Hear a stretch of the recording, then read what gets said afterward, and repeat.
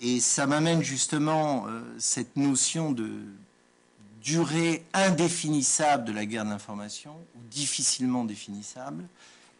C'est un sujet en soi et qui mériterait d'être d'autant plus étudié que si j'en arrive à la troisième idée, c'est la différence de point de repère entre le fort et le faible dans une guerre d'information. Les uns et les autres ne parlent pas de la même chose, n'ont pas la même culture.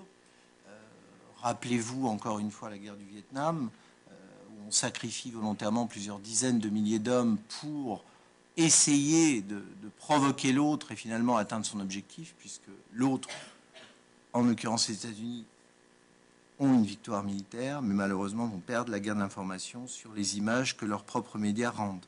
Ce qui m'amène à cette idée, c'est qu'aujourd'hui, si les États-Unis s'affaiblissent à travers la crise en cours, qui n'est pas qu'une crise, qui est une perte très lourde de légitimité en termes de système, on voit immédiatement les conséquences. On les a déjà vues l'été dernier dans certaines mauvaises utilisations d'images sur le Tibet, et comment la Chine a repris d'une certaine façon l'avantage. On a vu aussi l'été dernier d'autres aspects,